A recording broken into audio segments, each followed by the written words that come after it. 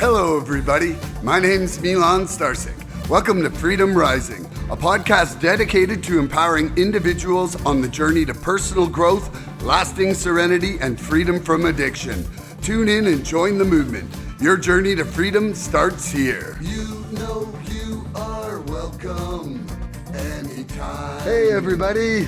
Any time of day. Welcome to the 21st Recovery Freedom Rising podcast. We're here to grow in our journey together. I'm Milan Starcic, here with co-hosts Andrew Norman and Nicolette. We neither represent, promote, or demote any 12-step program or organization. We're three souls on the path of recovery with a desire to expand our lives and experiences and share them with you. Can you tell us a little bit about yourself, Nicolette? So I am Nicolette, and I am grateful to be in recovery. This is kind of a really cool date for me to come and do a podcast with you guys because it's 5 days away from my recovery birthday. So, Woo! How many yeah, years? 14 years. Uh, Wow. so Congratulations, Nicolette. December is a very reflective month for me. I got sober December of 2010 on the 27th, a couple days after Christmas. I had gotten so drunk the night before that I was really, really sick. And my first day sober was because I couldn't hold anything down. I couldn't remember putting my 2-year-old, my then 2-year-old, to bed. I couldn't remember anything that really had happened the night before.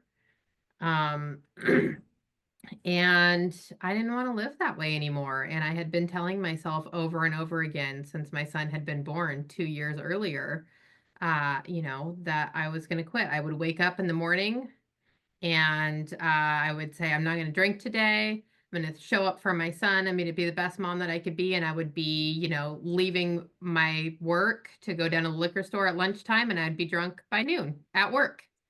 My drug of choice before I was really an alcoholic was meth. But I stopped using meth when I was, I think, 25. And so for the next 4 years, I went really deep into alcoholism, and then I started doing some pills. And I didn't think that I would ever get sober. And so that very first day, I went, well, if I could make it one day, I could probably make it 2 days. And it just kind of kept going from there. Recovery has been a roller coaster for me. I've been through some really hard things in recovery. It's been the most beautiful journey and also some of the most painful things I've been through in my life. I've done sober. Um, and and I'm really grateful to get to be here. Uh, I didn't think, I remember going to recovery meetings, being brand new in recovery, and thinking, oh my God, 14 years, like I'll never get there, right? That's never going to happen. I would listen to people who've been sober for 6 months and I would be like, that's amazing. And here I am 14 years later, and it's been a beautiful and a hard journey all at the same time. And so yeah, that's pretty much it. And what was the pivotal moment when the program, or you were inspired with recovery fire in your heart, where you knew that it was the path for you, and the fire, the spark caught fire, say? Yeah. For me, I never went to treatment. I got sober in a Christian program, Celebrate Recovery, and um I wouldn't say that there was one pivotal moment for me. For me, it was a progression, a slow progression of moment after moment. I would come to these meetings and I would listen to people share their experience, strength, and hope. And I would listen to the things that they had been through and the moments that had changed them. And there were a couple people in particularly, especially my first sponsor. I remember listening to her talk and thinking, God, I want that. That's that's what I want. She sounds free. She sounds wise. She sounds like she has solutions for the things that come up in her life that are really difficult, and she finds ways through them. And that's what I want. I want to know how to do that. Uh and I asked her to be my sponsor. And then I think some of the other pivotal moments for me, early in recovery, I was on the Celebrate Recovery leadership team, which is very different. They have a very different thing than AA and A lot of the If you want secular. to explain some of that, I would be happy to hear about it. Actually, Uh, Absolutely. like I'm not promoting or demoting any type of recovery, and I mean, look, it saved your life, so I would be it happy to did. hear about it if you want to take a Absolutely. minute for that. It Yeah. saved my life. However, since then, completely deconstructed my Christianity. So, it looks very different for me now than it did in early recovery. And having gotten sober in a program where they don't have the 12 traditions, I can definitely tell you that those 12 traditions are amazing. There's a reason why they're there, and they they do wonderful things. And so I'm been really glad to kind of transition out of that and come into the AA and NA type of meetings where higher power doesn't have to look a certain way. And it's much more expansive and inclusive, which I love. I love the way that AA and NA do it, where there isn't a leadership, where our only leadership is higher power, and other than that nobody has authority over anybody else. That Mhm, wasn't how I started out the program, and I think in some ways it stunted my growth, honestly. mhm, um, but it also did put a fire in me because I wanted to be on that leadership team, and I was passionate about recovery, and I got to learn how to get up and do public speaking, and that wasn't something that I had done before, and I got to learn how to share my experience in a way that touched other people. And it definitely did a little bit of a number on building up my ego, which at the time I liked, but being more seasoned in recovery now, it's kind of like, uh, you know, I seek humility now, and I mhm, don't always find it. I still have an ego, right? But uh, having let go of my church at this point, and my identity that was very wrapped up in that leadership role, has taught me so much. It's taught me who I am outside of the persona that I put on for other people to see. And that's been a really beautiful thing. But some of the moments that really did kind of light a fire in me when I was early on in recovery, I remember they were putting together a team that was going to go to California to Saddleback Church to the Celebrate Recovery Summit that they have there, which is amazing. It's where Celebrate Recovery started, and they put on this big thing where people come from all over the world and learn about recovery. And there's all kinds of classes you can take on how to run groups and how to be a sponsor, and how to start a group in a prison, and how to do all these wonderful things that just reach out to people and bring them out of their place of loneliness and pain and into a place of healing and hope. And I learned so much there, and I came back from that first summit and I was on fire. Man, I wanted to help people. I wanted to learn as much as I could about recovery. I wanted to grow. I wanted to do all the things all at once. I wanted to get, and it doesn't come all at once. I had to be patient for it. Uh, but being on fire like that and having that passion, I don't think that that passion for recovery has ever gone away for me, and I don't think it ever will. It looks different from year to year and day to day. Um, but these rooms are holy. They're sacred. There they're is life something so saving. beautiful. They Yeah. are. Yeah. Yeah. So yeah, I think I, that's I feel like I have recovery fever, and it's something that I bring up all the time recently I was because gonna say it sounds eerily similar to my man Milan, to what you were just saying. I'm Is like burning his up. story. I was Yeah, literally baby. watching his face, waiting for it. Just like that's me. Woo-wee. Yeah, no, I'm in love with my own recovery, and I wanna promote how positive, like, the whole point, like this freedom rising, right? The freedom rising inside you through your recovery. It's a positive light. Yeah. And that's why I chose the Phoenix, even. It's like we're coming from those ashes into something new. And, uh, you know, recovery's not those six people that were all depressed in that meeting that I saw. It's us. It's people like Yeah. us with that fire in our hearts who want to share that love with other people. Yeah. Okay, so the topic you chose for today was emotional pain in recovery. Could you explain what this means to you and why you chose it for today?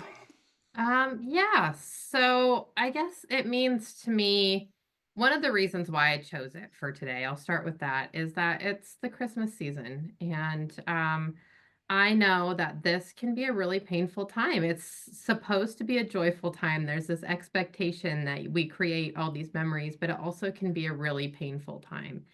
And I also chose it because it's a huge cause of relapse for people is not being able to deal with life on life's terms or the emotional pain or the hard things that come our way. And I have in my lifetime, or in my sobriety time, I should say, sought out a lot of tools in order to combat that because I have really big emotions and really big feelings, it can be hard for me to manage them, and that's one of the reasons why I used and drank, was to numb some of those feelings so that I could just get through life on a normal level because I just couldn't handle it, and so these tools have been life-saving for me, and they continue to be life-saving for me, and, we all go through some really hard things in recovery. I can't tell you how many people I have lost, how many people I've watched other people lose, how many deaths I've walked through with some of my sponsees, walking through divorce, walking through, loss of people that we love, sometimes children. It's difficult, and yet I have watched people stay sober through this, and it's something that I'm really passionate about. And so I thought it would be really cool for us to talk about that and to hear, what kind of tools you guys use, and to maybe share those with people during the holidays so that uh, they have the tools, maybe find some new tools. I'm always looking for new tools to deal with feelings. So. I'm so excited by this I topic. am I feel too. like I am we're too. gonna we're gonna look and be like, "Holy crap! It's been an hour and a half. No Good doubt. times rolling." No doubt, no doubt. And so I was gonna ask you, I'll start a round of questioning here. So Miss Nicolette, thank you for being here. We really, really appreciate you being here. This is a lot of fun doing this. And so early on in recovery, I'm coming up on 3 years clean. And so getting acclimated back to as specifically as it relates to like the holidays and stuff like that, because I'm seeing people drop like flies around me. And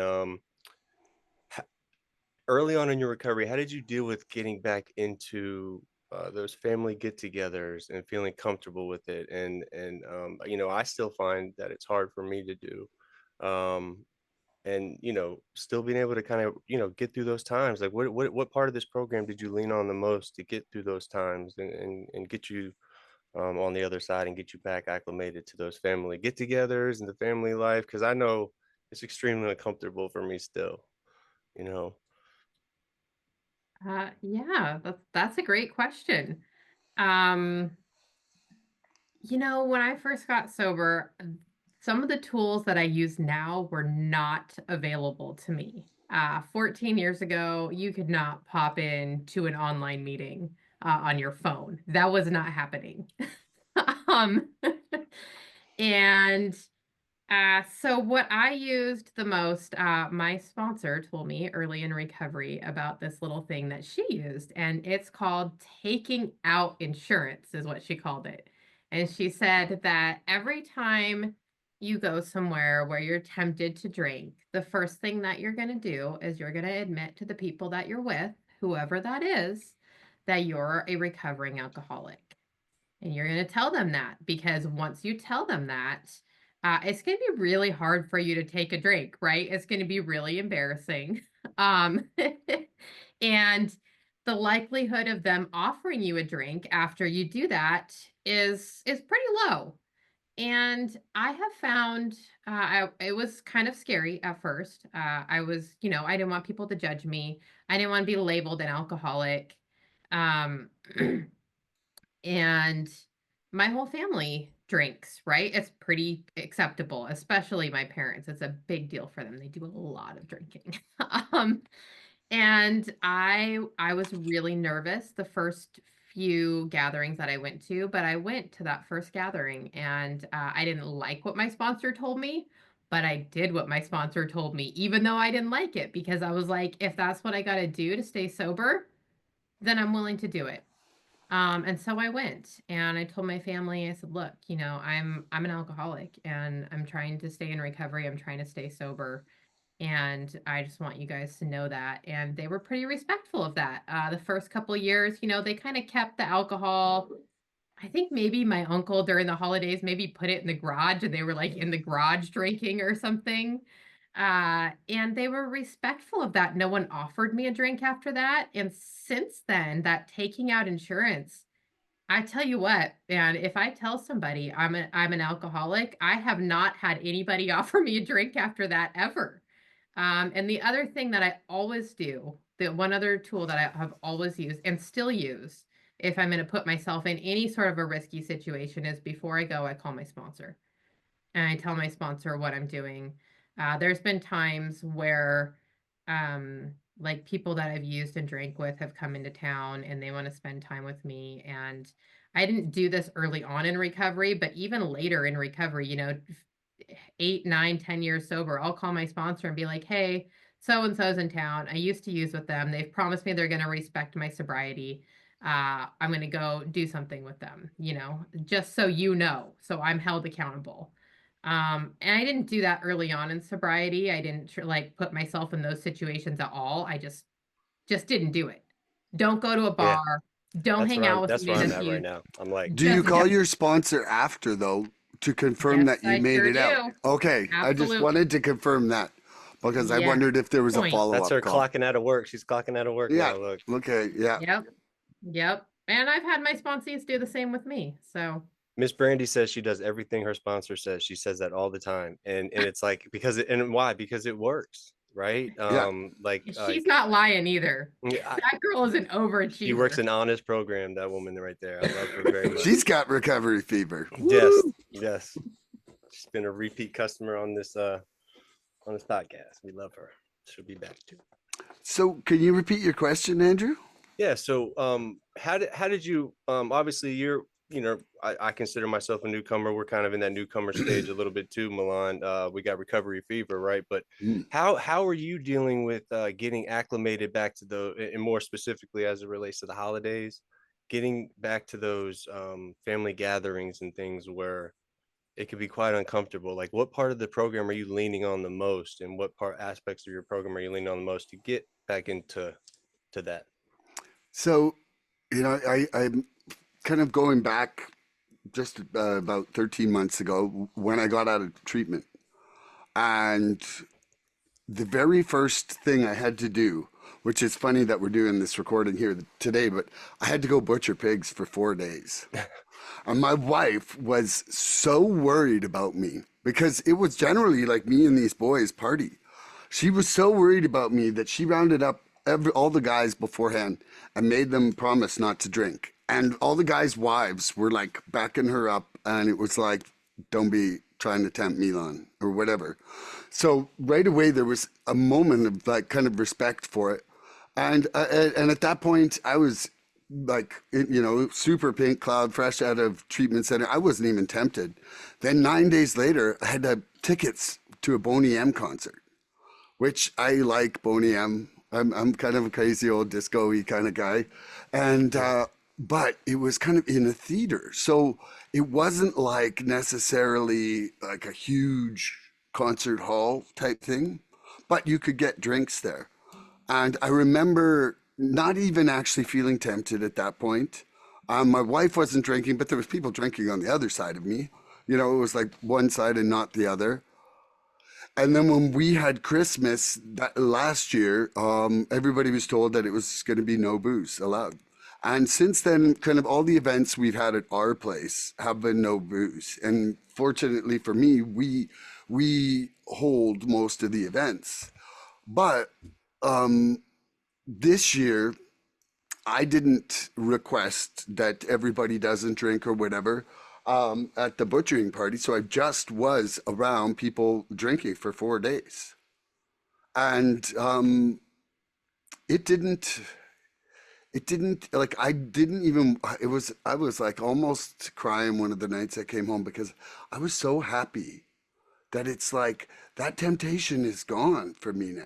Was it Like, only drinking going on? Was it it only was only drinking? drinking going Yeah. on. Yeah, Okay. yeah. But you know, in my life situation, doing real physical work was a time when I would like to drink.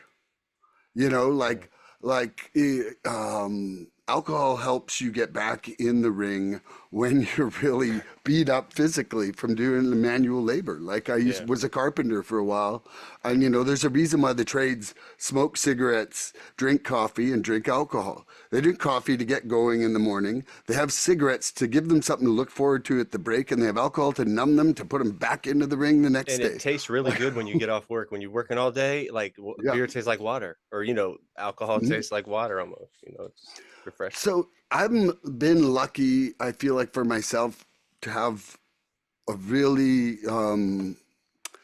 like, I'm not obsessing on it like I used to. Like, I mean, I remember times when I was white knuckling and looking at someone else's drink and just my brain like cycling and fixating and it was like, it goes back to that saying, like, that which you focus on becomes greater. And I was focusing on the absence of substance, not my recovery. And now I'm focusing on my recovery and not the absence of substance. And I just don't see it as in my solution wheelhouse right now. And what about you, Andrew? Yeah, so that's something that I'm actually really struggling with right now. I'm at that stage where I just, like Miss Nicolette was saying, I just don't go. I just and I'm okay with that at this point. And as I get a little more clean time under my belt, that my family and the people that really, really love me are starting. I mean, they see that I'm working on myself, and they see I'm doing a lot of work on myself. Um, but it's still a struggle for me, and we're getting ready to have a get together here for Christmas, right? I'm feeling a lot of anxiety about that. But what are we doing? What do we do? We get on here and we share about it. I've shared about it in a couple of meetings, and just kind of let it get out there and tell them my disease a little bit. Does that mean it's going to be a little easier? I hope so.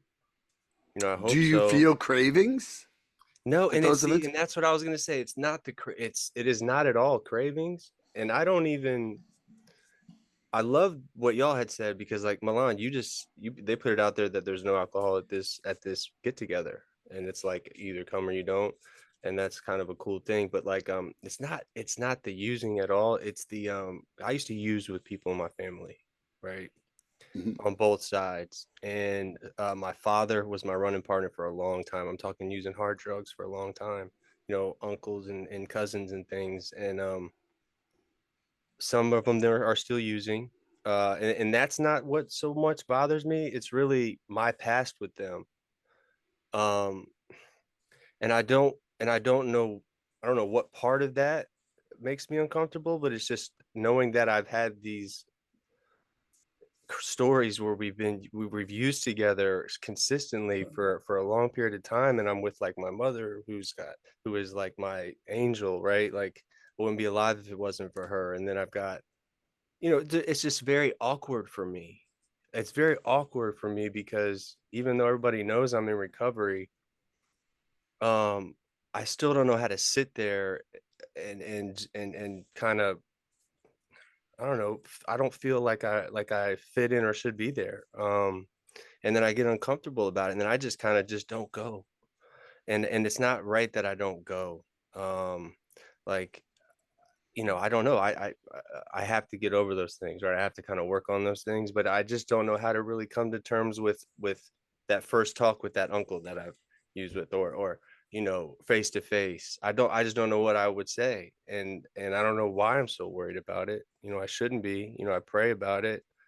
I'm slowly getting back acclimated with them in other ways, where through text messages and things, and they're seeing this podcast, and they know I've been doing this for almost 3 years now. So it's starting to become more of a comfortable feeling for me, and I've gone to a few of them, but I found myself early on. It was either a Christmas or a Thanksgiving where I literally drove like 30-45 minutes to meet with the family and told them I was getting ready to pull up, and I couldn't go.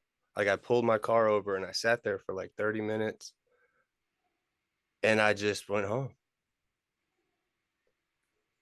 I just couldn't do it. I leave whatever situation I'm not comfortable in, and I have not gone into a lot of different situations. Like I Yeah, think, I just I don't want think to be it's, I think uncomfortable. like for us, if we're choosing our recovery and it's life or death, we have the right to decide. Yeah.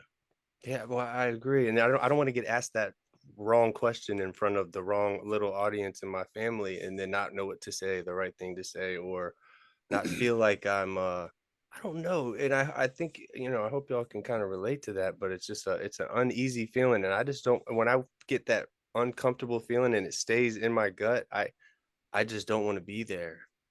And I'm told staying clean must come first, right? If they would be a lot more upset with me if something, that started the ball that rolled downhill where I started using again, and then I wound up dead. I'd be a lot more, they'd be a lot more upset with me at that point. So I know over time this will be something that will come around for me, met it better in a more consistent style. But just right now, it's really tough for me. So the ones I do go, I white knuckle through them, and just because we wear it well doesn't mean it isn't heavy, kind of thing, right? I just kind of go in there and I just gut it out, and then I feel better at the end, right? I feel better because I was with my family and all that, but it doesn't mean that it made it any easier. And then I get through that holiday, and then I feel like a new man, right? It's like I got through it, and this elephant has been lifted after the first of the year, kind of thing. So I just don't have something in common with everybody that I used to. Like yeah, me neither. I find myself wanting to talk about something about recovery, and guess what? Right? I just Nobody spent 4 days with people who didn't ask me one question about it. And I'm don't. like, Yeah. I said to my mom while I was walking the dogs this morning, I said, it's really amazing. I said, as long as you ask other people questions, I'm like, most people are really happy to not know anything about you as long as they feel heard. People love talking about themselves. Yeah, it was, You could, and it's one of those things that if you ask people in general what NARA is, they'll be like, not applicable in American Airlines, right? People don't yeah. know what we're doing here. Yeah, So no, and they're not really curious if they're normie, correct. like which I would say that the people that I was with this week were, they might drink while we're butchering, but they both have families, lives, and can successfully just stop things. And And I'm like, oh, look at you. if they are invested with you, they're taking steps like a Nar-Anon or Al-Anon program and trying to figure out, or at least ask those questions to you, right? So Mhm. there's avenues with that too. Yeah. So, do you have a question you'd like to ask me, Nicolette? Yeah. First of all, I just want to say, good for you, Andrew, for setting boundaries and putting your recovery first. Like, I think that's amazing, and it's not easy to do. Like, these family gatherings are hard, and trying to become somebody different when you're around people who expect you to be who you used to be is it takes a while. It takes time. And you have to build up your confidence in the new person that you've become to step into those roles and begin to resolve all of those family things. It just takes time. And it sounds like you're giving it time and you're stepping into it when you know that it's right for you. And that's important, to trust your gut, to trust that inner knowing. That's part of your recovery too. So good for you. Um, but yeah, my question for you guys is, What are the tools that you use to get through hard, difficult feelings in recovery and not need to numb them? What tools are you using on a daily basis to stay spiritually fit? Because that's a big one for not relapsing. What tools are you using when you're going through hard moments? Yeah. So I start every morning, like, first thing I do is get up, pee, put the kettle on, and I do my gratitudes. So, that is like never missed.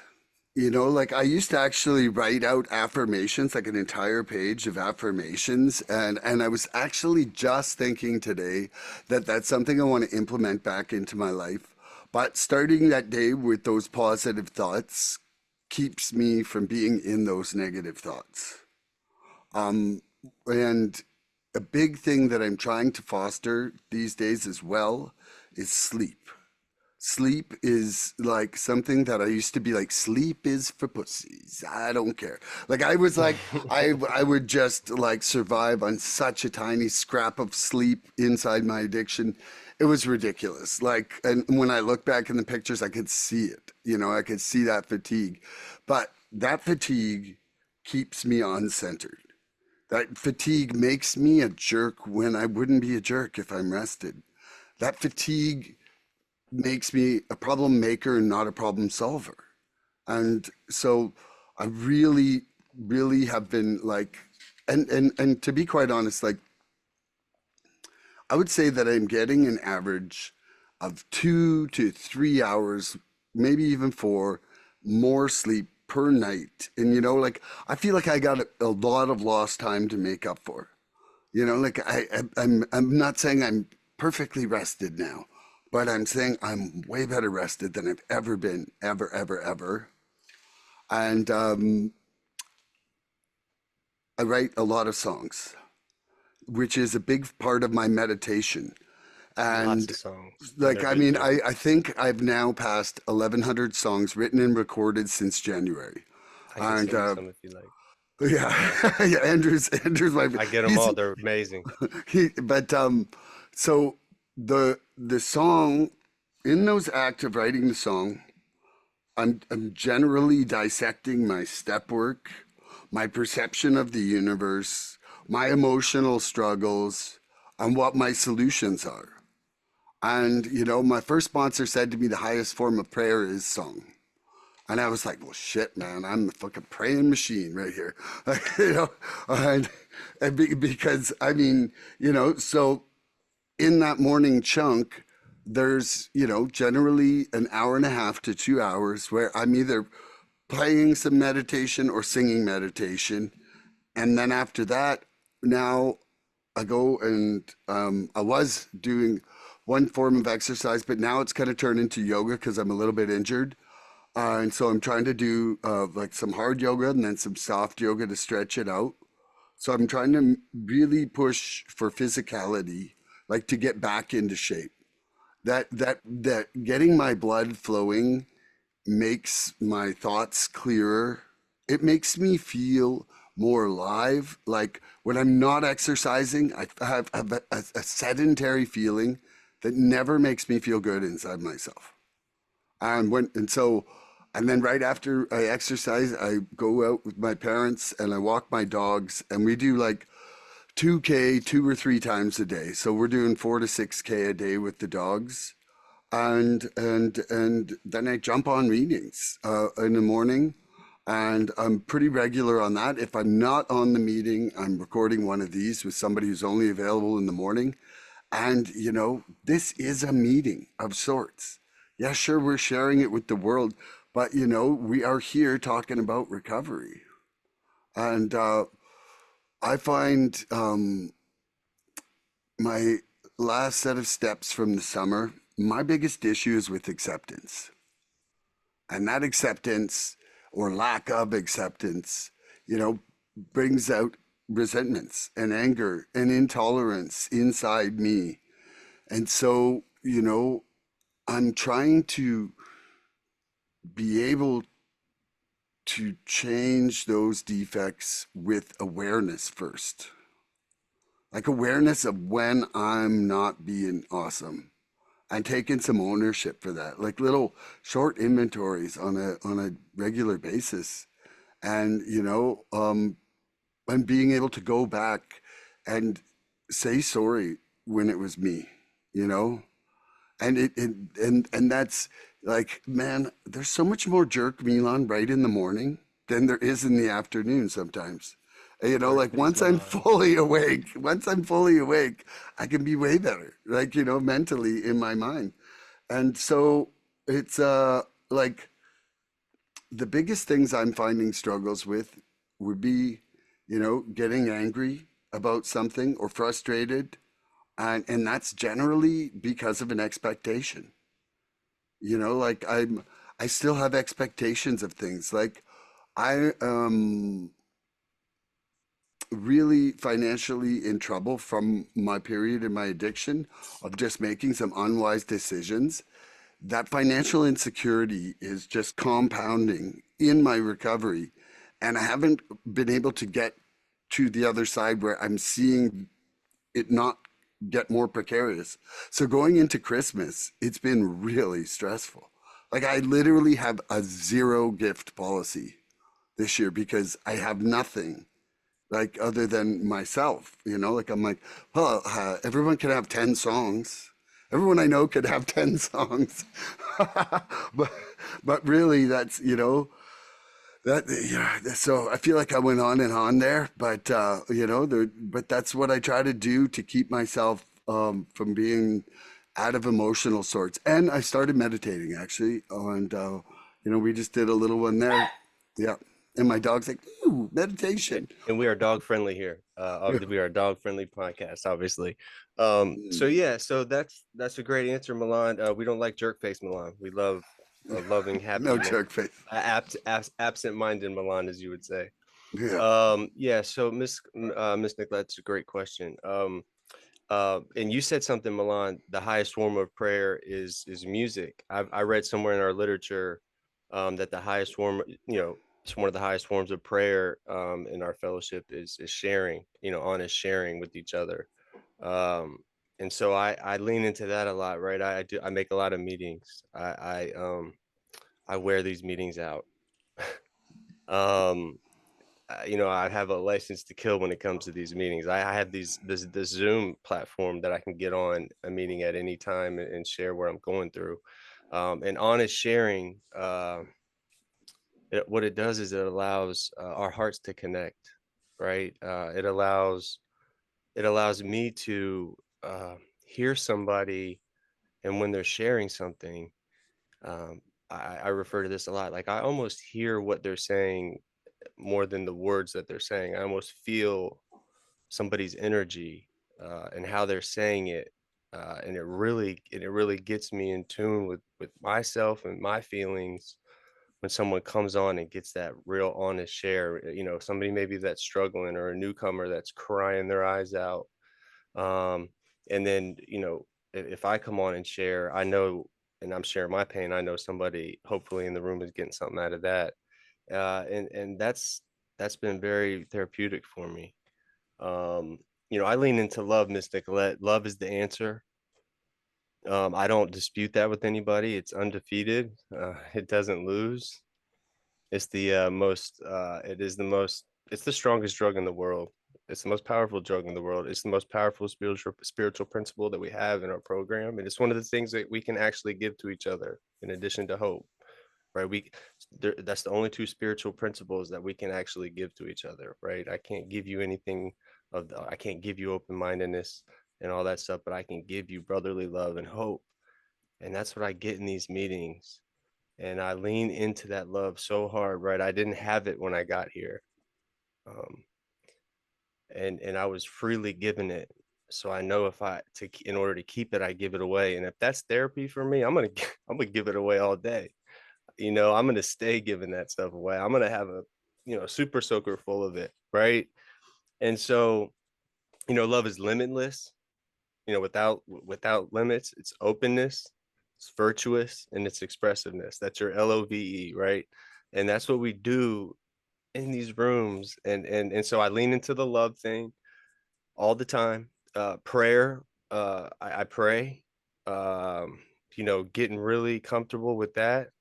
There's an addict that I'm very close with that we pray in the morning, we pray at night, religiously, right? Like, not in a religious fashion, but we pray. And I'm realizing that I'm having a relationship with this thing. The more and more I pray, the more and more I develop a relationship with that higher power. And sometimes it's even uncomfortable to pray because I feel like,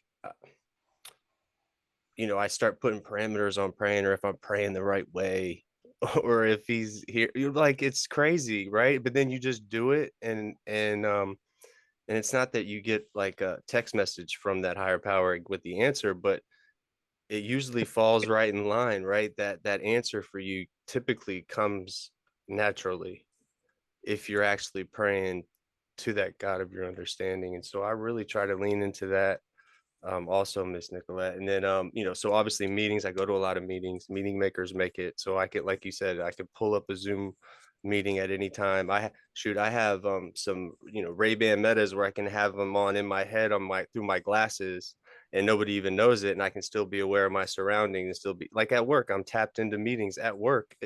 Our meeting, Milan, that we go to every morning. Most of the time I'm at work, and I'm just tapped into those meetings, right? My higher powers put me in a position where I'm now an optician, so I work in an eye doctor's office, so I'm able to, he's just put me in a position that he knows I need to hear this message, right? I no longer need drugs, I need meetings. Meetings are my medicine. So in these times, I really lean harder into those meetings, harder into service. Service work keeps you clean, keeps you coming to a meeting when you don't want to. And so if I can be of service, especially just to a group or to my home group or any group or anybody during the holiday season, especially, I take extra pride in that. Right. We have like speaker jams, like our home group has a 12-hour speaker jam that we roll right through the first of the year. So we bring in the new year clean, and we have new speakers. I enthrall myself in that part.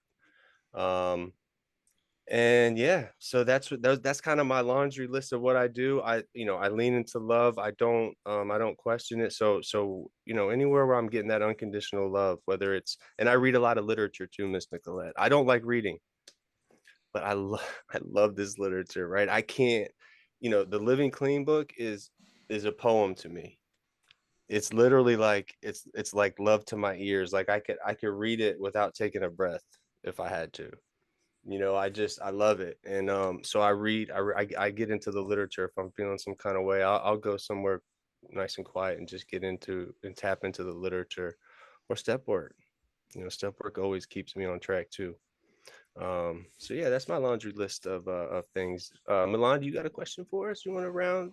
Oh, you Nicolette's got. got to answer her Oh yeah. question. Oh, I didn't even think about that. So sorry. Yeah, Yeah, I Miss can't wait Nicolette, to you got to hear answer her your. tools. Yeah, I want to say though that there was a bunch of stuff I'm like ditto on Andrew that I forgot at the time. But yeah, there was definitely things in there. Okay, Nicolette, you're up. No, I love listening to you guys. And it's as I'm sitting here listening, it strikes me how many tools there are, because there are a lot. And I wrote down a whole bunch of them, but three that I didn't write down. Two came from Milan. You said sleep and music. And I was like, oh, I mean, I have some similar things on there, but like that sleep thing is a big one. That's like a scientifically proven, like, if you don't have your sleep, forget it. So, Jerk face yeah, right here. yeah, so important. And then, Andrew, you said love, and like love, unconditional, like my higher power now, since I can't define it anymore, to me, that I don't want to define it anymore. I yeah, spent so many years trying to like define who my higher power was. Now my higher power is love, yeah, unconditional love. I yeah. heard somebody say that in a meeting once, and I was like, yes, I know that. lots of people that define it as that. I love that Yeah. so much. Yeah. It just makes my heart happy. Yes. And then also, before I answer the question, I want to read this quote really quick Go because I for it. think it speaks to what we're talking about Mhm. today, and it's one of my favorite quotes. I'm gonna make a confession right now. I have not read the NA book all the way through, but I do a lot of AA, and I've read the AA book through and through multiple times. And And you've there's been this clean quote, 14 years. You're doing all yeah, right. over and over again through the big book and the 12 steps and 12 traditions, so many times 12 that Steps and 12 Traditions, best book ever. oh Yes. my God, I love that Yes. book. I know, so good.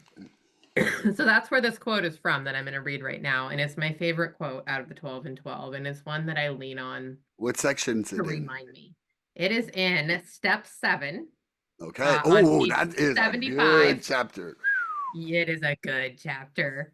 And it's this: in every case, pain had been the price of admission into a new life. But this admission price had purchased more than we expected. It brought a measure of humility, which we soon discovered to be a healer of pain. We begin to fear pain less and desire humility more than ever. And I think what has been one of the biggest keys for me, and I tell this, Brandy might have even said this last week. I don't know. I tell this to her all the time that healthy people move towards their pain, they don't move away from it. Love that. They don't run from our pain. When we get healthy, we move towards our pain and we try to find a solution to it. I don't remember Um, that her saying that, but I maybe didn't she. hear it. No, no. No, I'm like, I go, that's tasty. Yeah. Yeah. You got to push through the I pain. hear her say it from time to time. Yeah.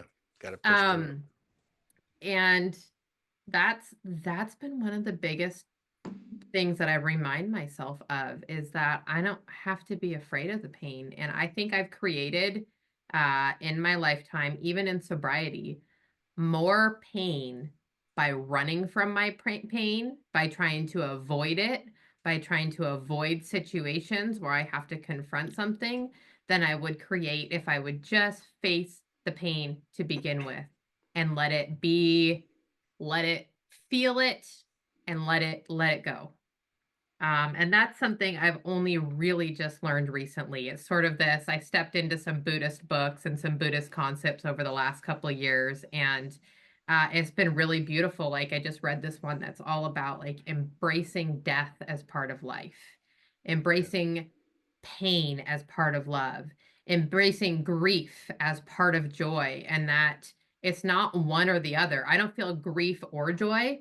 I feel them both. I can hold them both at the same time, and that is recovery to me. Keeps you on the even keel. And I heard one time, Miss Nicolette, this quote that said, addiction is the fear of pain, close quote.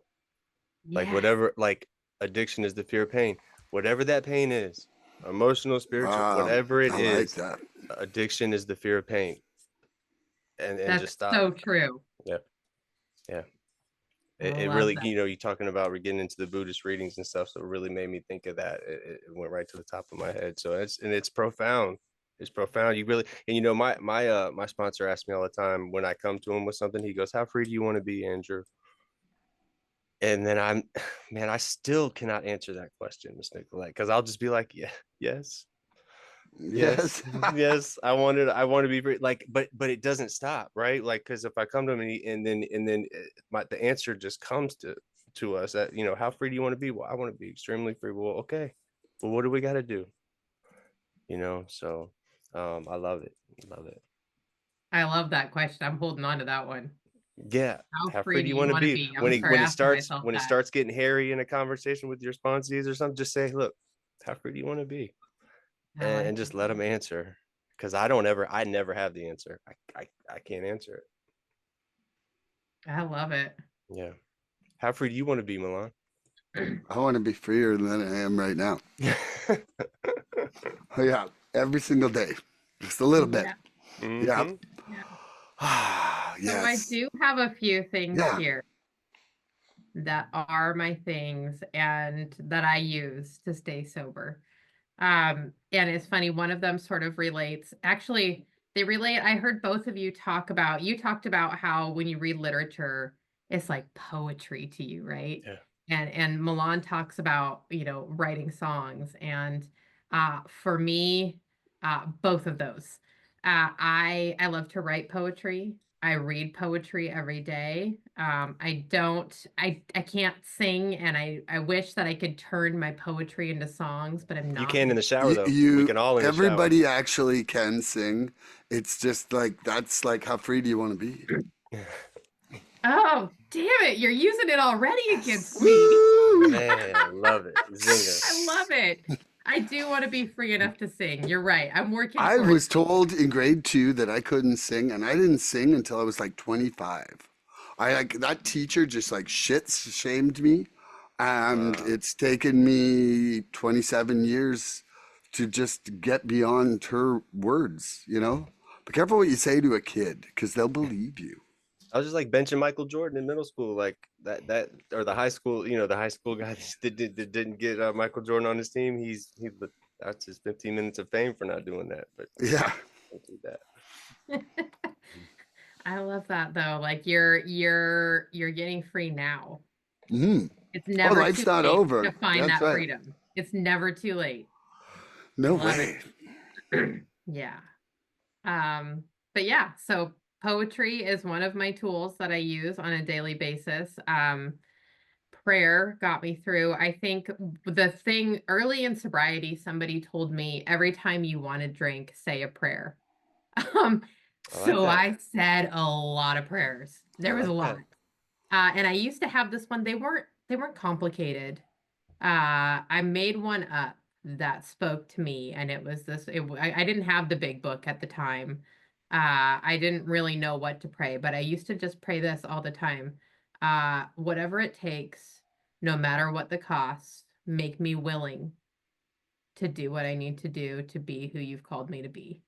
And I just used Love to it. pray that over and over and over again. Yeah. Whatever it takes, no matter what the cost. If it takes everything I have, make me willing, make me willing, make me willing. And Yeah. and it worked. Yeah. Uh, you know, People it think was it has to be this grand prayer and just whatever works, right? It can be just God, I love you, or it could just be whatever it is. One word over and over and over. If it feels good, do it. yeah.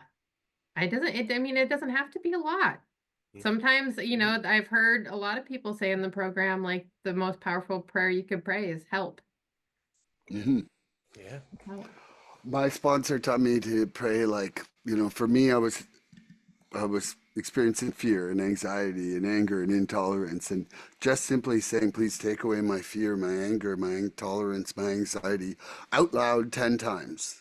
And I've never done it out loud 10 times without feeling some sort of relief after. Wow.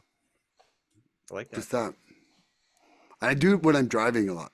Power of Because repetition. it's a time when I'm alone, I can be real loud. I can pull out all the stops in like Showtime, Milan, for the just expression and not feel that anybody else is listening but who I'm intending it for.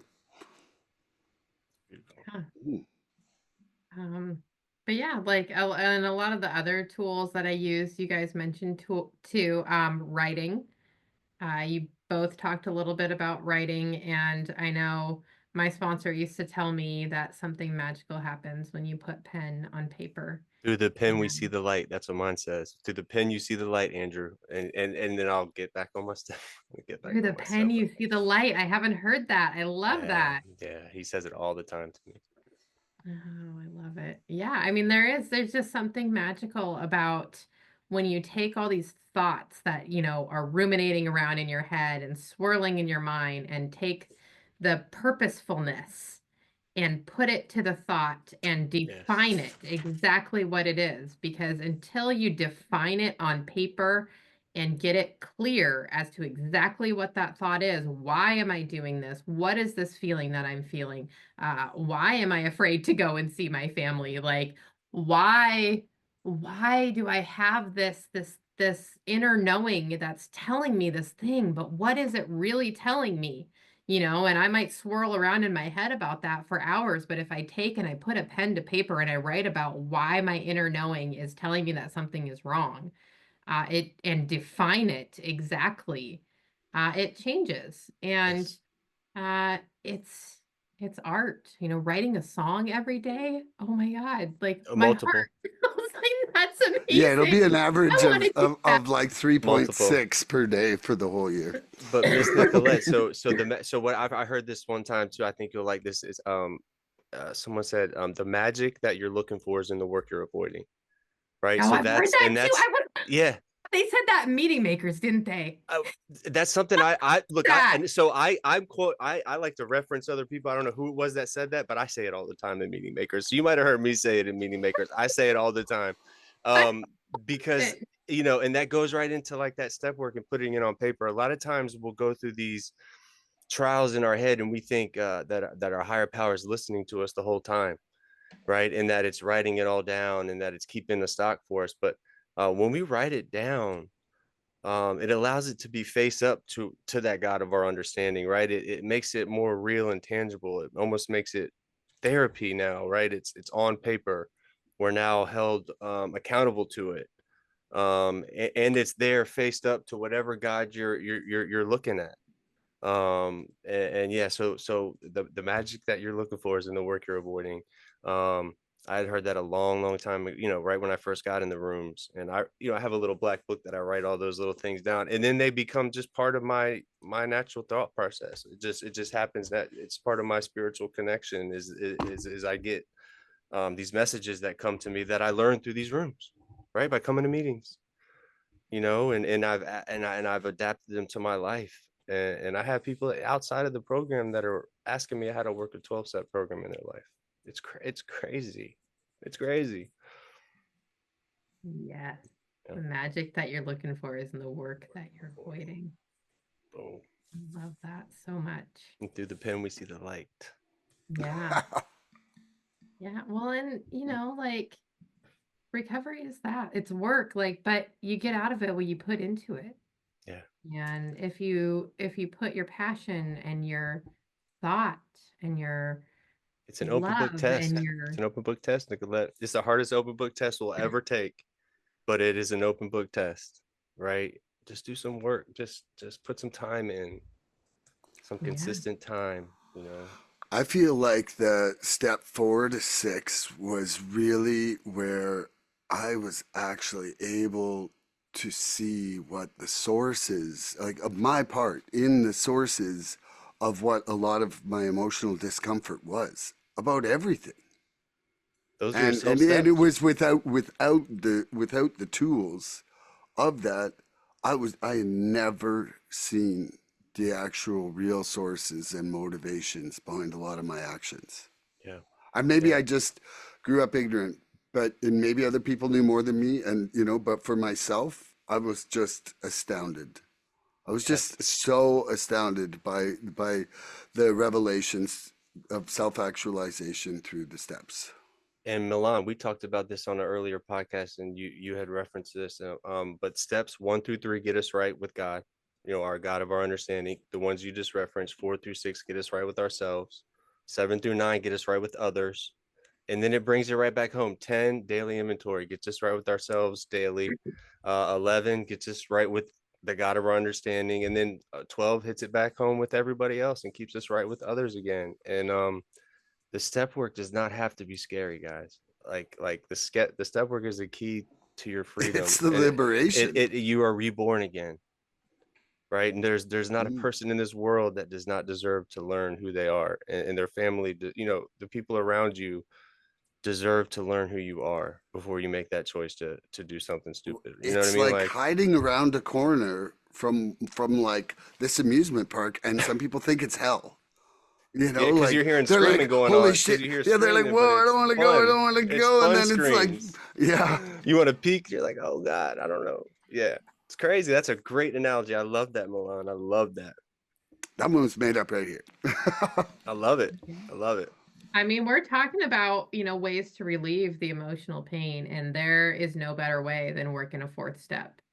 If you Yeah. want to get underneath, because alcohol, drugs, any addiction, really. I mean, the 12 steps can be worked around anything. It's not just about drugs and alcohol. Mm. Anyone can work these steps Yeah. Spiritual and get principles. freedom. But the reality is, like, they get underneath the addiction. The addiction is not the Yes. problem. It's a symptom of Yes. something so much deeper. And when we're willing to work that fourth step, and it really is like, I hear people scared about this step all the time. I can't tell you how many sponsees I've had that have dropped out because they just wouldn't, couldn't, Seen it a lot. refuse to work that fourth step, refuse to do the Yeah. work. Yep. And what the people that I know, and for myself personally that have been through it, that's where the desire to drink and use goes away. That's where you begin to find out who you really are underneath. Why am I drinking? Why am I using? Why do I feel this way? All those underlying Um, issues that you've yeah, never, ever, ever come to terms with or even thought about. yeah, Push them under the rug, right? You got all these calluses over them. We got to dig them out, and then you feel so free. You can breathe again. It's like yeah, it's crazy. All my yeah, resentments were what I would call like my prelapse emotional engagements, where it was like I would get so overblown angry with the situation, so overblown sad, so overblown happy, excited, but it was all masked inside these resentments that I thought was like justifiable reasons for me to be like, oh, fuck you, I'm going to get fucked up, Yep. you know? And mhm, it, I, I said it 100 times on this show already, but man, I thought I was like gonna have this lineup of apologies coming. I thought the people were gonna be man, I got like so many resentments. I can't wait till I show them why they should say sorry to me. Like when I just started step four, I had no clue where I was going, right? Like I was expecting, like, man, there was gonna be like an apology from him and three from He's her, got his higher two power from. back, and he's ready to Oh, go, I right? was like, like when they're rolling out a scroll and it goes right to the floor. I thought it would be like, and Milan gets apologized from them. And then it was like, my part. Oh, my part. Oh, my.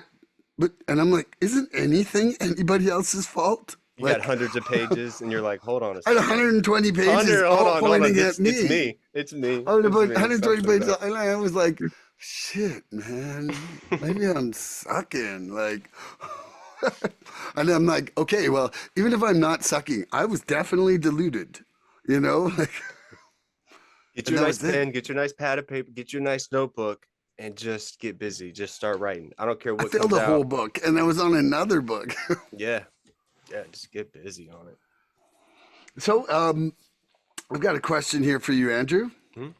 Okay, after so many years of being numb to our emotions, what was the first hardest hitting emotional pain you experienced in recovery, and how have you used the steps to deal with it? Wow.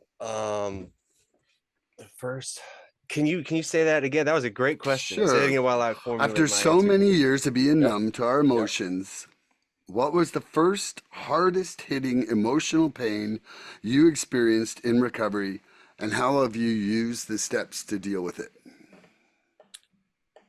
Oh man. Wow. Emotional pain can come in a lot of different ways, right?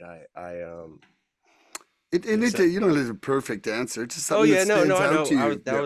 That's how I'm kind of starting it. I'm trying to say like when we get into this into recovery, addiction is a mental illness all in itself.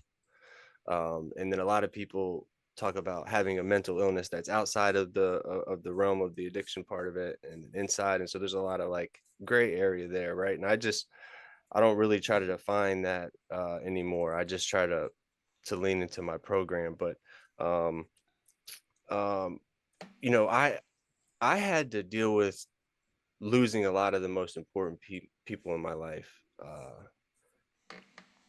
Because I was either actively using with them, um, or for one reason or another around this addiction, and I tried to get clean a lot without absolutely doing that, cutting those ties, changing my phone number, setting those boundaries.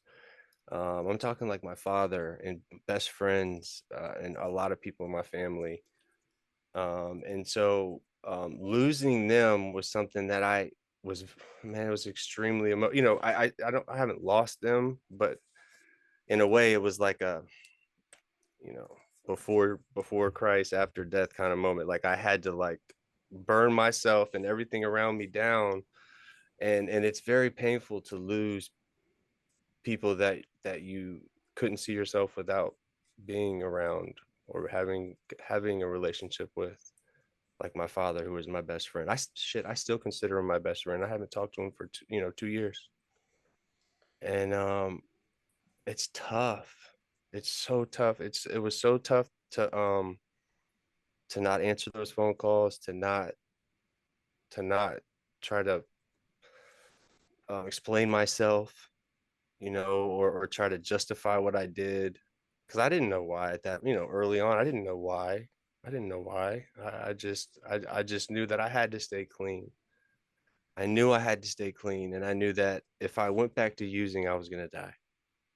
I wanted my disease to bury me, and it never did, and I held a resentment for that. Um, but I know for a fact that when I see people like Miss Nicolette in our meetings, like, I'm in the right place. I'm where I need to be long term if I want to stay clean for the rest of my life. But I just giving up and completely cutting out all those relationships has been extremely hard. Now I'm coming up on 3 years. Those relationships are, you can't even see it when it happens, but they're mendable. They're absolutely mendable. And if not more than that, you can have a better relationship with those people, if their head's in the right spot, and they're people that are actually loved ones of yours, and they love you, and you can have a better relationship as a result of working these steps.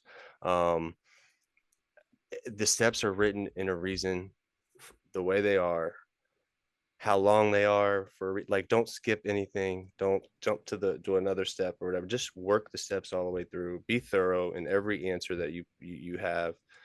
The questions in these steps are written in a way that, I don't care where you're at in your recovery, I don't care where you're at in your life, they make you rethink yourself every day. Like, if you work a little bit every day on these steps, the questions are written so uh, um, just beautifully, that they make me rethink, and it almost changes everything when I start working on the steps. So I love the step work. I love the step working guide. I love everything in it. So I don't really have a step that I've worked on, but I've just leaned into the steps a lot when I come into those, when I came into that crisis. That's when I really started working on the steps, is when I knew that I had to do that. And I'm like, I was feeling that desperation feeling, and I didn't really know where to go. I was leaning into meetings and stuff like that. But when I can sit down and do step work and just cut my phone off, man, you feel a lot better. You feel a lot better. It's very therapeutic. So yeah, just completely cutting ties with, probably, let's say 7 of the top of my 10 most important people of my life at the time. Right, I had to just completely, as if they weren't here anymore at that point. That was tough.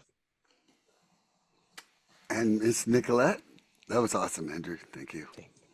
Uh, well, I could answer that two different ways. I could answer sort of the same answer that Andrew just gave as far as early in sobriety, which was um having to leave relationships and walk away from relationships with people who I love deeply, who I care for deeply, who still meant very much to me. And some of them weren't even people that were using. Most of them drank, but in order for me to become somebody new in early recovery, I had to step away for a few years. I would say probably the first 4 to 5 years. That's where I'm at. I wasn't as close with a lot of the people that I loved very deeply. I needed to form a different a different me, and find out who I really was underneath all of that. And it took time and it took dedication and it took hard work. So I didn't have a lot of extra time. And the time I did have, I was spending with my new recovery family so that I could learn from them. We become who we spend our time with. And I needed to spend my time with people in recovery at that point and to form some new relationships so that I could be somebody different. And it was beautiful and difficult at the same time. It was heartbreaking in some ways and joy filling in others. So it was very interesting. But I would say the hardest thing that has happened to me in recovery was divorce. And my divorce was not a regular divorce. It was How very long different. ago did it happen? It's been in August, it was 6 years since I left. And when I left, I put my kids in my van and whatever I could fit in there. And I left to keep us safe. And I left everything I owned behind. And we lived in You're about 8 years transitional clean at this housing. point. Mhm. Yeah, we lived in transitional housing for some time, me and the kids. Well, he kept the house that we owned. I didn't make any payments on it.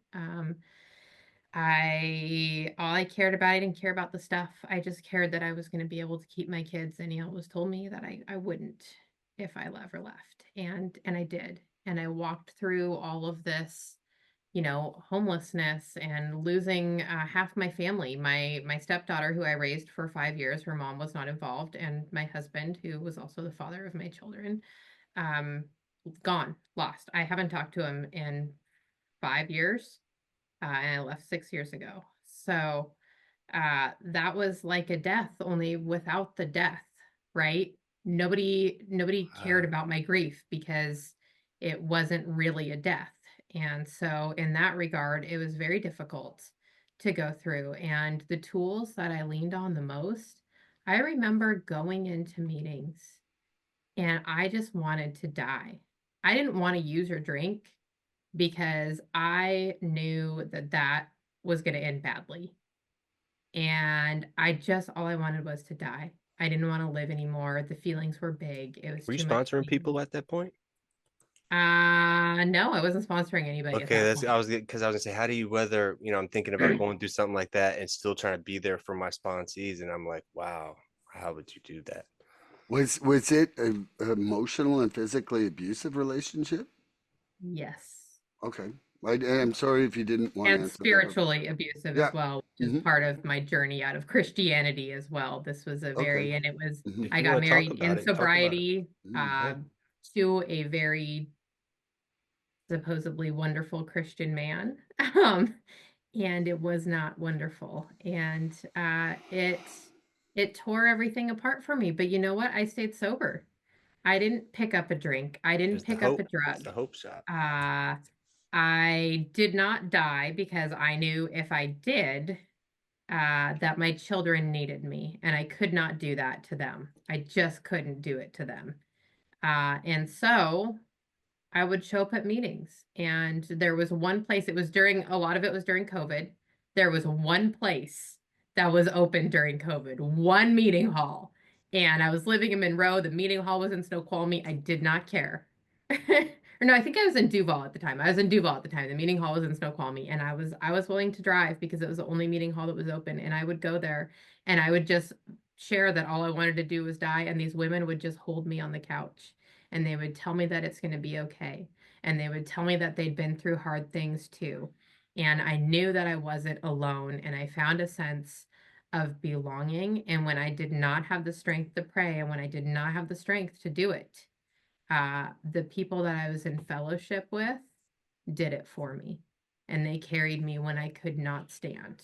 And that, I think, is why it's so incredibly important to have community. Like, one of the things that I say a lot is that um, the opposite of addiction is not sobriety, it's community. It's I've a heard sense of, Connection. connection is like, Connection. Yeah. yeah. yeah, Love it. I agree. yeah. So, in prayer, I did do some prayer at that time. I was having a crisis of faith. So that was difficult. Prayer can be difficult for people who are having a crisis of faith. And so I think that there were times that I leaned on other people to pray for me because I couldn't do it. And the other thing that has helped me a lot throughout sobriety, and it was not a tool I had in early sobriety, it's only come along later now that we have more internet and more access and smartphones. And they didn't have all that stuff, or I didn't have that stuff 14 years ago. Um, but the tool that I use a lot is learning. I can turn on a podcast, I can turn on a YouTube video, I can pick something on Audible. I can listen to all kinds of different things. The amount of learning that we have at our fingertips is phenomenal. And so, what I would do, and this has been a theme that I've heard throughout our conversation today, whether it be our tools that we use or through fourth step, the real thing at the bottom of all of it, if you want to get through hard feelings, is you need a perspective change, right? And I think that's been the theme today. Like, how do you change your perspective? How do you change the way that you're seeing your situation? How do I change that so I can look at it in a different way? It's perspective change. Hmm. And what I get from listening to a book or learning is a different point of view from reading a poem, from hearing a song, from going to a meeting, from doing my fourth step, right? I was hearing you talk about how you thought that when you did your fourth step, that everybody else was going to apologize to you. And by the end of it, you realized, oh my God, I have some amends to make, right? Yeah. I need to talk to all those. I need them to line up for me now, not for them to line up to tell me. Yeah, there was going to be a scroll, but it was me reading the scroll, not them Exactly, reading to me. exactly. That's funny. Yeah, Yeah. so I mean, I think it's all about changing our perspective and how we do that. There's so many tools, so many different ways that that can happen. Take a nap for one. Go to sleep. We Yep. have a person in our home group that says, look, if you really feel like using, go to sleep. Right? Like you'll wake up clean. And then I even added to it, you don't have to go to sleep at midnight. You can go to sleep at 2 o'clock in the afternoon. And when you wake up, you'll wake up clean, right? Like just go to sleep. Take a Yeah, nap. I I love it. like that. It's a good reset, that's for sure. It Hmm. changes a page in my insanity sometimes. Hmm. You know, that sleeping. Yeah. Yeah, for me in my early recovery, when I think that probably I would say the hardest thing was acceptance of me where I'm at. Because once you start to learn these tools, it's so hard not to think I should be so much further ahead right now. Like I understand what I can get to because now I've seen these tools. And I remember so many times just hammering down on myself that like I had slipped backwards, like I came out of the treatment center and thought, okay, I'm going home. It's brand new life, blah, blah, blah. And within 3 hours was in an argument with my wife. I was like, fuck, like I'm nowhere. Like I got nowhere. It's all this fantasiacal, like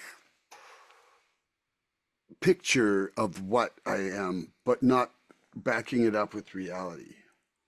And there's a level of acceptance that definitely comes easier over time for me, but it's like acceptance that I still am growing. Like, even that day that I got in fight with my wife, 35 days after starting recovery in the treatment center, 35 days before, I wouldn't even have stopped to evaluate myself there. So, like, that is a step forward. But it's really hard at the time to give yourself any credit, and it's that has been a really, like, when I think about it, and maybe that's why I'm so enthralled with the process. Because somebody who just doesn't give a shit doesn't even care about how they show up, but I want to grow. I want to grow because I see how to grow now. Before it was just like, in my delusionary mind, I thought I was nice. I thought I was honest. And like, I thought I had compassion. I thought I had like, I thought I was all these things. And then when I did the step work, I'm like, whoa, okay, that's not really nice. That's not really loving. That's not really being honest, even to yourself, and, but the awareness, and so one of the things from working with my sponsor now is, I really feel like the world is a choice, one choice all the time: acceptance or character defects and shortcomings. Because if you have acceptance, then you're living inside the principles. You know, like you're going to be, if you have acceptance, you're either acting with tolerance or acting with compassion or acting with honesty or love or willingness or open-mindedness, or you're not. Because there's no real kinda. There's no real kinda with honesty. You're not kinda honest, like ever. Like, and you're not kinda loving. Like you're either loving or it's the opposite. Like, you're like, like there's some people like, Andrew says all the time, he's like, I don't like everybody, but I love everybody. And True. it's like, you know, Because we help each other recover. One way or another, you're helping me recover. If I don't like, if I hate everything about you, if I dislike everything about you, that's something that I'm seeing in myself that I don't like. You and know, so like the steps are the fundamental way that I'm changing how I perceive, acknowledge, react to, and express myself in the world. Like the very headspace I've gained through my surrender in not cycling over thoughts about substances is freed up my brain to perpetually be cycling on recovery right now. It's something that I'm completely fascinated with all the time. And every time I learn one little bit or see somebody else, like even today, like so much, like I'm going to listen back to this and have my Nicolette notes where I'm like, me okay, too. that's, Me like, too. Me too. like, and it doesn't matter how many podcasts I do with Andrew. It's like I keep learning something different about his life and his strategies, and that's what having the community really does and enhances. Like the fact is that Milan would come up with a Milan answer to life all the time. And that was the problem with not knowing the steps, is that I wasn't about to invent a set of steps. And I was stuck in my cyclical ruts. And those delusions were keeping me from even seeing what ruts I was in. Like it was Yep. just like, You and I got was one just, side of your head selling bullshit, the other side's buying it constantly. man, You I was can't like the say no. Costco of It's bullshit hard to buying. say no, but Uh, especially when you're selling it to yourself in your own voice and you're like, oh, yeah, that sounds good. All right. Yeah. Like it doesn't work. yeah, I'm like, yeah, man, they owe you an apology, Mr. T. Come Mhm. on. Do you have another question for us, Nicolette? Uh, I guess my question would be like, what are some of the things that you guys have um learned in recovery that you maybe didn't know before? Um, I don't know. Something that you have learned that's meant something really deep to you and helped you in recovery that you had absolutely no clue about before you got sober. You want to go first, Milan? Sure. Um, well, for those of you who love the word acceptance, acceptance. I've learned that it really, like, whether I have it or not, is the difference between my serenity or not. And what I've learned inside the program is that I was effectively brainwashed by society.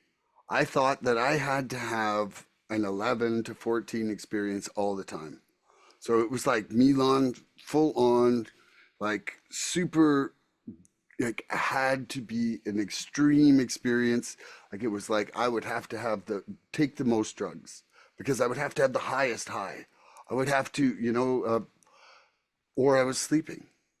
And it was like I never acknowledged what a good 6 or 7 is inside a serenity zone for me. Like I never felt that. I never felt comfort there because I was always feeling like I was missing something if I was there.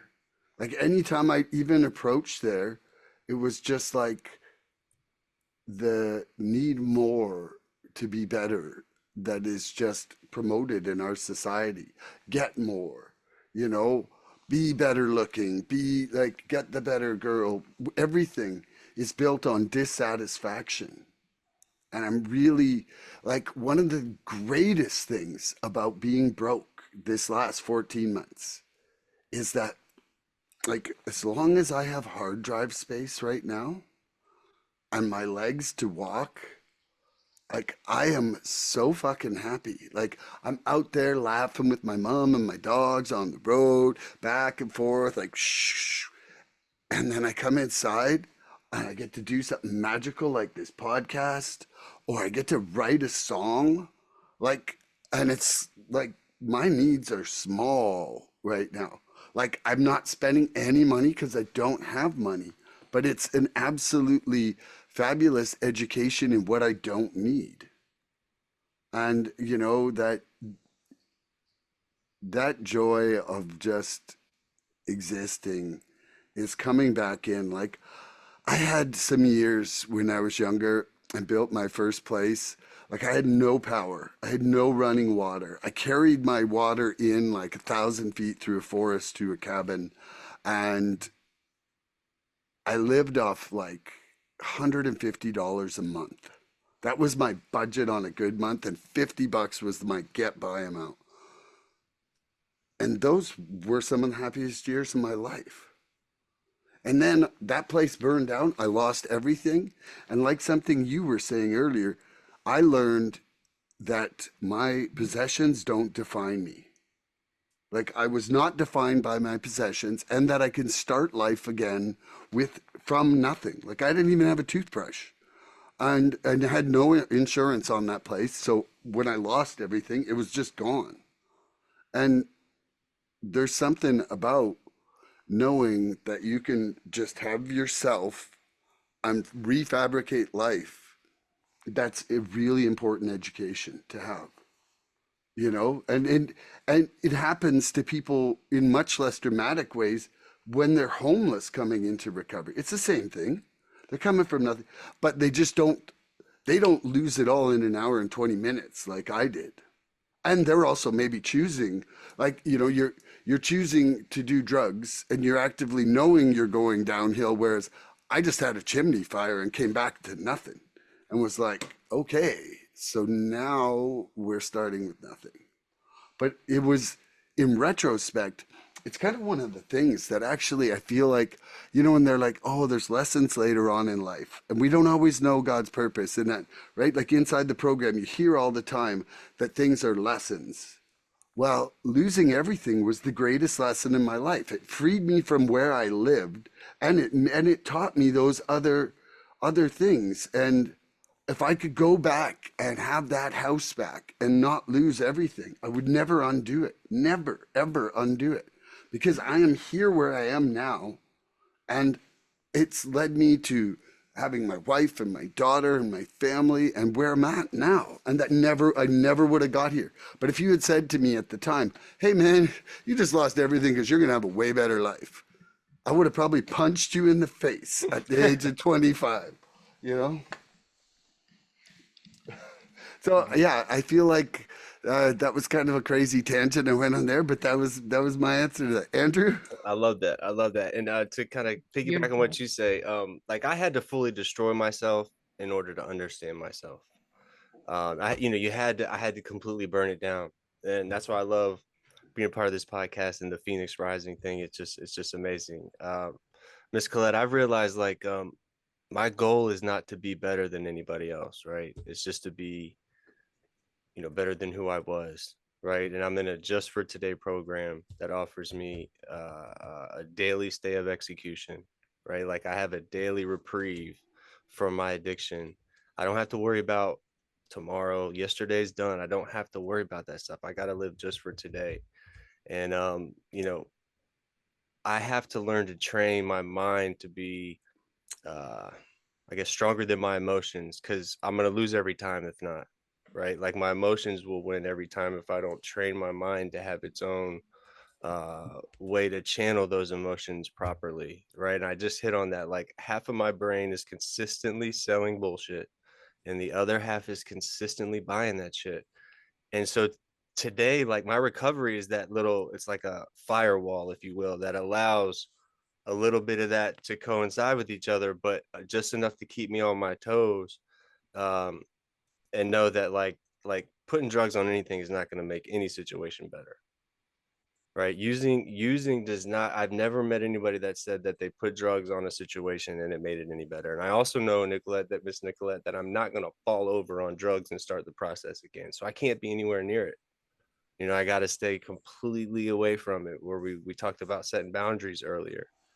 You know, it's so you know, you gotta, I had to surrender. You know, once you fully surrender, um I've heard the analogy with surrender is like learning how to float, right? We you know, that first time we learned how to float, you don't fight the water and try to flail and kick around, just let go. You know, you just got to let go, right? And you let go, and what happens? You start floating in the water. You just float. And yeah, we might get waves that come crash over us and we can blow the water out. We're going to have rough times, but just let go and float and let this process take over. And I realized a long time ago that like I got high because I wanted to, right? And it became, you know, a habit. Then it subsequently became a necessity.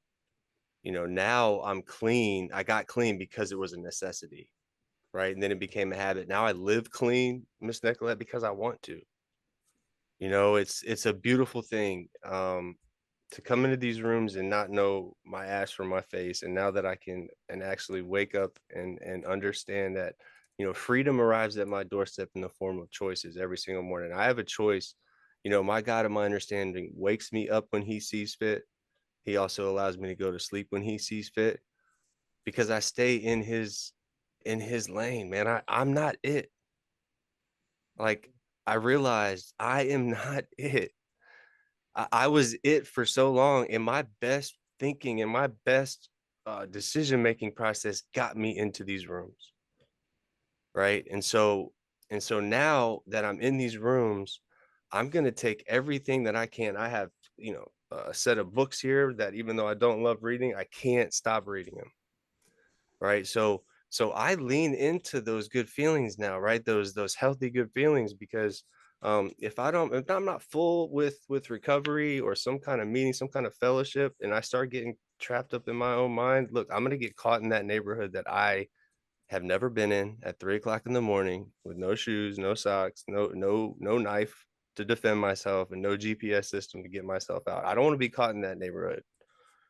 I don't allow myself to get in that neighborhood anymore, you know.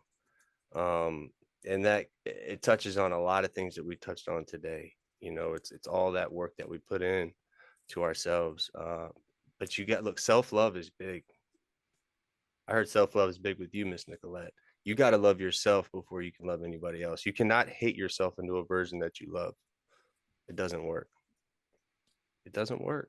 You gotta, yes, we've been burning bridges around us our whole life in that active addiction, but we have been burning our own bridge before, you know, worse than anybody. So we've got to love ourselves, guys. You have got to love yourself. You have to love yourself enough to get a little vulnerable and just and get gritty with it, man. And you'll be reborn. You will for the first time understand who you are again, you know. And it's a never ending process. Like this thing doesn't end, right? This is an ongoing process. I'm told that my disease will never go away. Like, I'll have this disease, but I can arrest it, right? And that's what we do here. We arrest it. We put it behind bars. And I don't want to die because of this disease. I want to die with it, right? I don't want to die because of it, but I want to die with it, right? Because it's not going to go away. But I know, by having predecessors like you, Miss Nicolette, that prayed me into these rooms for 14 years, that I'm in the right place, and I can't let those prayers down. Think about how many prayers your sponsor got made to get you in these rooms, and how many prayers their sponsor got them to get in these rooms, and their sponsor and their sponsor. Think about all the prayers that it took to get all three of us into these rooms right now, and to be meeting in this Zoom platform on a podcast that might help somebody later. Like, are you kidding me? Like, I feel like I'm so proud to be the one of the chosen ones that those prayers hit, right? Those prayers hit in my life, because I wouldn't be here if it wasn't.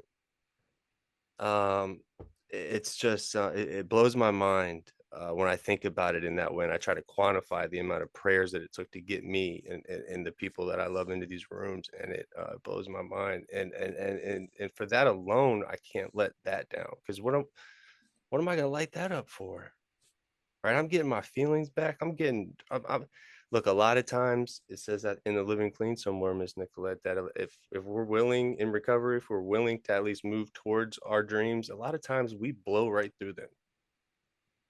Right? A lot of times we blow right through those dreams. We can have whatever we want as long as we stay clean, right? And do the right thing for the right reasons. When anybody's looking, nobody's looking, goodwill. I have goodwill in my life today. I have discernment. I had the ability to choose well. I had the ability to pause and go, how's this going to affect me before I make this decision? How's it going to affect my family? How's it going to affect my job? And I hang my hat on love and humbleness. And you hit on it earlier, Nicolette, humbleness. I asked for help today. When I realized that I don't have a problem, I have tools where I can go at, hey, you have been married this long. How did you do it? You have stayed in this job for this long. How do you do it? That's how people get places in this world, is they ask people how they did it. And people love, Milan, they love talking about themselves, don't they? Just ask them. Ask somebody that has what you want how they did it. You might be surprised that they're going to give you the answer,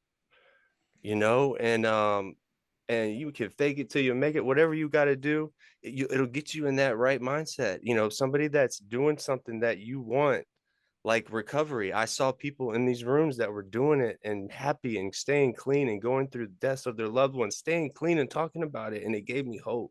It gave me hope that I could do this and survive regardless of the situation. And so I'm so grateful for my seat. I would not give my seat up for the world.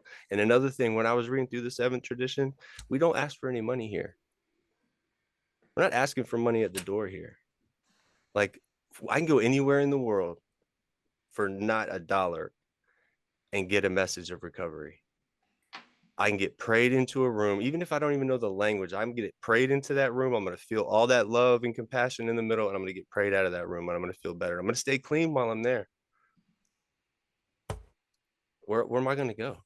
I'm not going nowhere. I love this place. I love you guys, man. It's been very, very fun. A lot of good questions. Thank you. And Nicolette, do you want to answer your question? That was great, Andrew. I love you so much, brother. Love you. God, you guys are incredible. I'm honored to get to be a part of what you're doing here. Like this whole, phoenix rising from the ashes and getting to hear more of your stories and where you've come from, and the the maturity and the growth, as I listen to you guys, and the wisdom that you have and the way that you're sharing it through this podcast is amazing. So thank you for just allowing me to even be a part of that. And Thank you. yeah, for me, uh, I resonated really a lot, Milan, with what you said when you talked about, I've actually been through a fire in recovery too. When after I lost my own home, I moved up to my parents' place in a little trailer, and their home, my childhood home, burnt to the ground, and within hours they lost everything. Um, and and I think that that maybe is one of the most powerful things. As I listened to you talk, I was so affected emotionally by your journey through that, because you told my story. That's my story too. Is that I lost everything. I lost my husband, my children's father, my daughter. It wasn't a death, but it's been like a death. I haven't spoken to them in 5 years, and I probably never will again. Or if I do, it will be years. And I lost, my home, all my material possessions. My parents lost my childhood home and everything they owned while I was living on their property. I lost my stability, my security, my financial stability, all of that. And in that, like you said, like if somebody had told me while I was going through this, the gifts that you would get, I'd be like, shut fuck up. Like, I don't want to hear it. Don't let the door Um, on the way out. Now's not the Yeah. time. And at the same time, I wouldn't trade it. I would never go back. I found out who I am without all of those things. And it's been such a gift. And it's taught me things that nothing else ever could have.